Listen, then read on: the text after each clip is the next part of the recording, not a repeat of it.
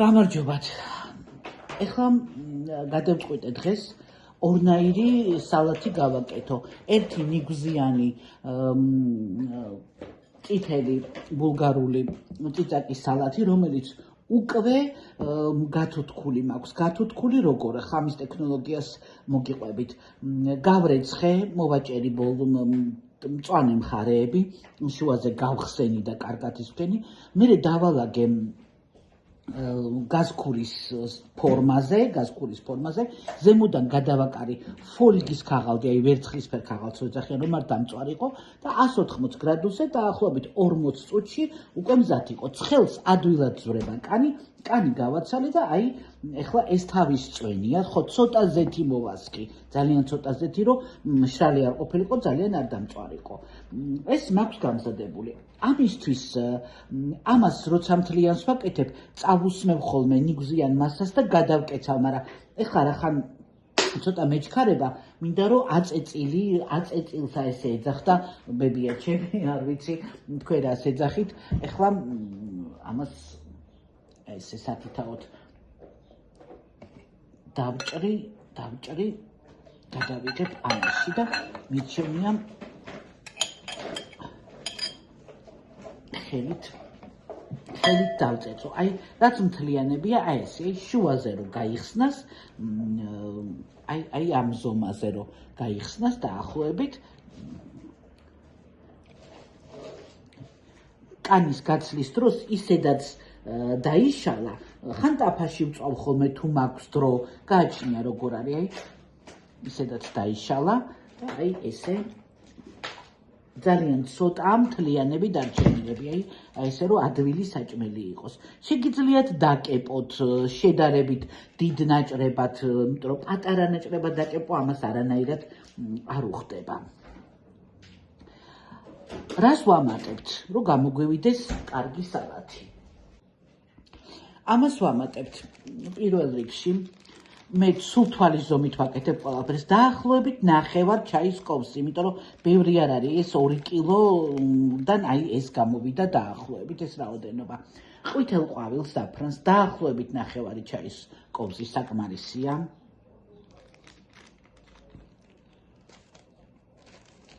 1/2 ჩაის kovs უცხო სუნელს.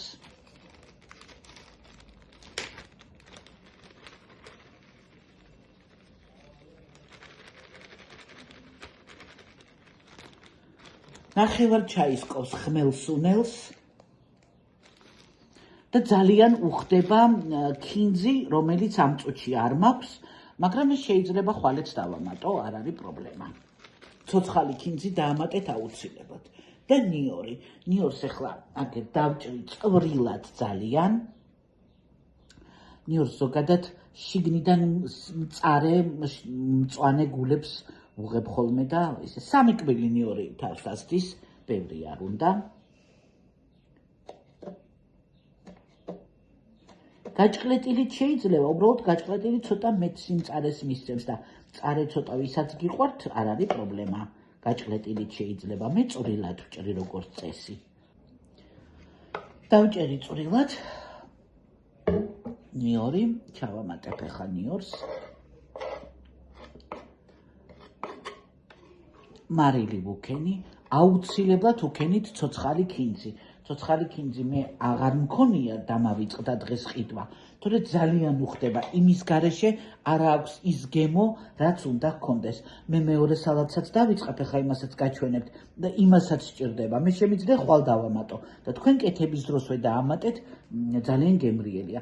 ეს ორივე სალათი ჭადთან ერთად არის გადასარავი. პურთანაც რა თქმა უნდა, მაგრამ მაინც ეს ქართული სალათია და ჩემთვის მჭადთან ერთად ბევრად უფრო გემრიელია.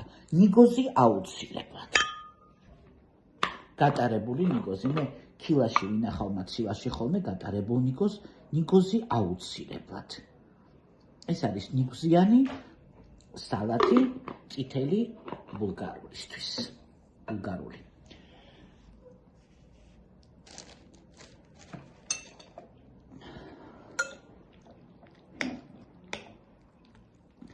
მარილი ცოტა მეტი შეგიძლიათ დაამატოთ, იმიტომ რომ სტრუქტურა და გემო წითელი ბულგარულის არის ზოგადად ტკბილი, მოტკბო გემო აქვს და ამიტომ მარილი ცოტა მეტი შეგიძლიათ დაამატოთ ნეიტრალური რომ არ იყოს ძალიან და გახსნას სხვა გემოები.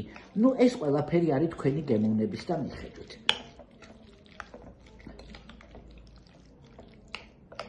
ეხლა მე მაგალითად თვალის ზომით ამას ვამჩნევ, რომ აკლია ცოტა ნიგოზი. ნიგზიანი გვიყვარს. და ცოტა სუნელი შემიძლია კიდევ დავამატო. მარტო უცხოს სუნელს დავამატებ. დანარჩენი სხვა სუნელები ყველაფერი ასე თუ ისე საკმარისად აქვს. ცოტა დავამატებ უცხოს სუნელს. სულ ცოტას და გატარებულ ნიგოზს. არ და გავიწყდეთ, მე ხვალ დავამატებ. თქვენ კეთების დროსვე დაამატეთ ქინძი. ცოცხალი ქინძი, წვრილად დაჭრილი. სხვა მწვანილი არაფერი არ ხდება.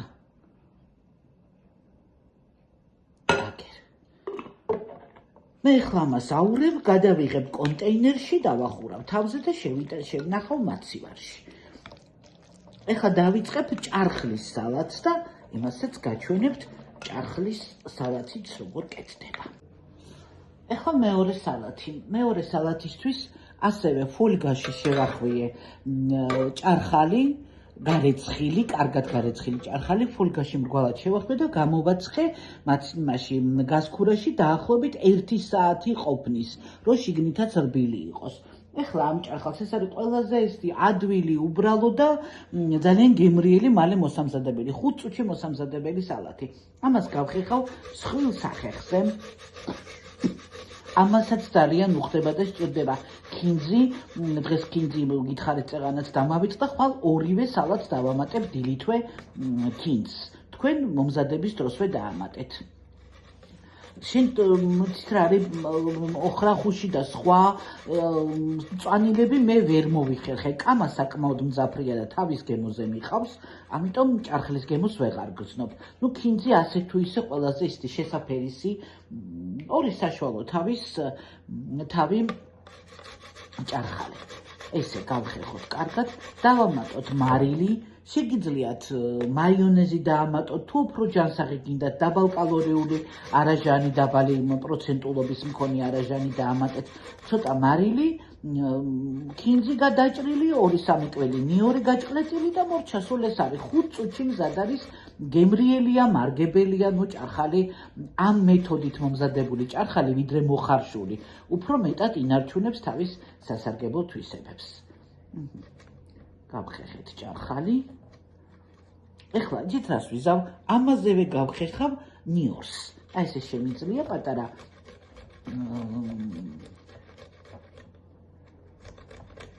კბილები ნივრის ჩავახეხო და არ დავჭყლიტო დაუშვათ. დაჭყლიტილი ნიური მეტ სიმწარეს უშვებს და ყოველთვის ვცდილობ, რომ ან გავხეხო ნიორი, ან ძალიან წვრილად დავჭრა. გახეხილი ნიორიც ძირითადად ხახვსაც ესე ვაკეთებ ხოლმე, გახეხილი მირჩევნია ხახვი. ხო, ამას ხახვი უხდება ძალიან, მაგრამ მე ხახვი მაქვს სიმწარე რომ გამოეცალოს, ადუღებულ წყალში ჯამში ჩაყრილი უკვე დავჭერი და ადუღებული წყალი დავასხი. ეხლა იმ ხახვსაც დავამატებ და იმასაც მე არაჟანს და გამოვა ჩვენი სალათი. დავამატეთ ცოტა მარილი.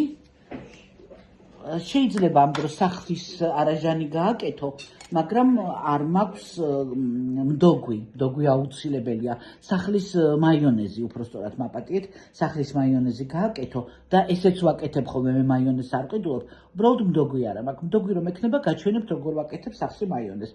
არაჟნითაც იგივე ვარიანტია, უბრალოდ არაჟანი უფრო ნაკლებად კალორიულია, იმიტომ რომ ცხიმოვნება ამას ნაკლები აქვს.